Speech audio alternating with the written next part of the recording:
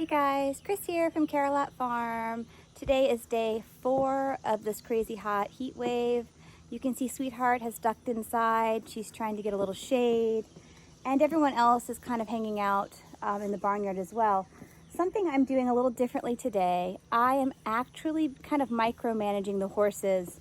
I have them closed in the barnyard because this is where we tend to have the most amount of consistent shade throughout the day. And in the afternoon hours, when the temperatures really start to rise once more, we have created a little, it's temporary, but we have created this little shelter in the back here over our feedlot, and that way I can run a fan and kind of cool them down. So, you know, Sweetheart had a really hard time yesterday afternoon with the high heat, and we had to sponge her down and get her in front of a fan and put her in the shade. And so we are sort of preemptively getting set up and ready so that we can really keep her cooled off, so hopefully she doesn't overheat and have as many issues as she did yesterday. I'm gonna have to keep this morning video pretty short and sweet. I feel like I'm melting. So forgive me if I do start to look a little worse for the wear.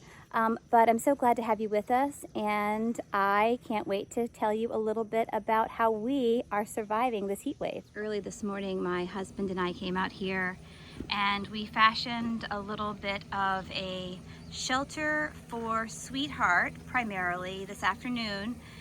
We will plan to bring her into this feedlot that will have the shade because of the roof and the fact that the sun sets over behind the house. This should be fully shaded, and the reason we have put this little roof here and created what will be an afternoon shady spot is that we have access to our extension cords and can run fans. So you can see Rocky has gone in there. We have 2 little fans currently going just to move the air, but this afternoon when it really heats up once more, the plan is to put Sweetheart in this feedlot, close the gate, and then to put both fans on her, because yesterday with her breathing condition, she was beginning to really be in a bit of distress, and so we're going to do everything we can to keep her more comfortable today. But right now the horses have full access to these feedlots with the fans just to get them acclimated. Time to roll. I just picked the stall.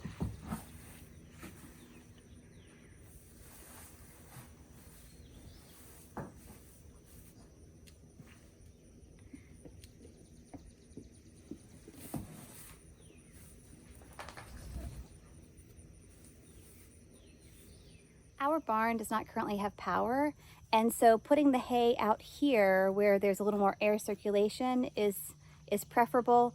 I do still have some in the stalls for if the horses go in there, but as the daytime temperatures rise, the stalls will get very, very stuffy because we do not have fans due to the lack of power. So if your barn is like ours and you're without power, you might consider putting your hay outdoors on such a hot day as today. I do still have hay, however, inside the stalls, just for moments like this, if they should want to head indoors. So Rocky here, he's in the back corner of the stall, he's in the shade and he's eating, but I do like to provide hay both inside as well as outside. Sweetheart here behind me, she had a bit of a breathing episode yesterday afternoon, and we were quite concerned.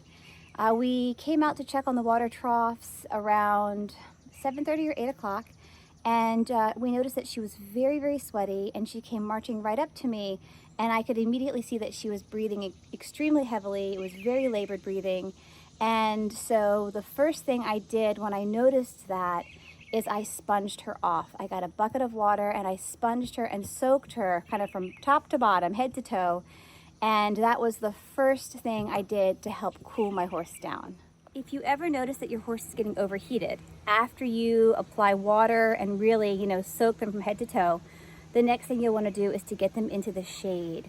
And so wherever that is it, in your barn, beside your barn, under a tree, wherever that good shady spot is, you'll want to get your hot horse to that area, and then they can begin to start cooling down. Yesterday with Sweetheart, what we did is we brought her into the feedlot here because the feedlots are in the afternoon shade. You can see it's currently sunny in the morning, but we do get shade here in the afternoons. And so after we got her wet and we brought her into the shade, we then applied the fan. Having that air moving will then help to really cool down that wet horse. And though the water that is on them is going to help kind of draw out some of that extra heat that is built up. So those are just some tips for how to hopefully help cool your horse down if you see that they're getting a little too overheated. Water is another really important thing to check on in heat such as this. I come out on these hot days and I actually check the temperature of my water trough multiple times a day, because right now in the early morning it's relatively cool, but by 12:30 it'll be getting warm, and by about 2 o'clock in the afternoon this water is so hot that no one would want to drink it. So I then start adding more cold water, and if the trough is too full to begin with, I do pail out water and then add cold so that I can lower the overall temperature. You know, if your horses don't have access to cool drinking water or water that they feel is adequate, they might stop drinking. And if they stop drinking, that could lead to colic. Even horses just beginning to lessen the amount of water they're drinking because they're feeling a little more reluctant can have some detrimental impact on your horse's health. So checking the water and ensuring they have access to cool, clean water on these hot days is really, really important. I almost forgot to mention that when you have a horse who is overheating, right?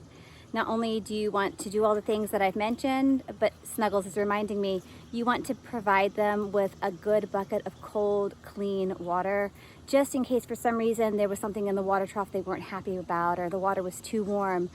Or if you're like me and you actually bring them out of the field and put them into a smaller enclosed area, you want to make sure they have water.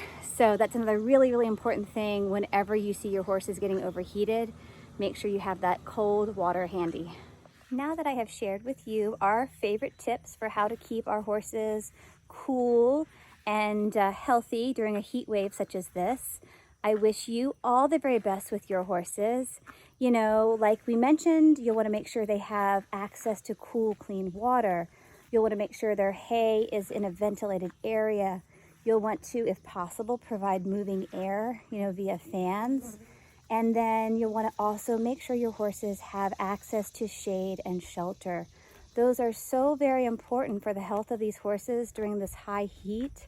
So again, I wish you all the very best.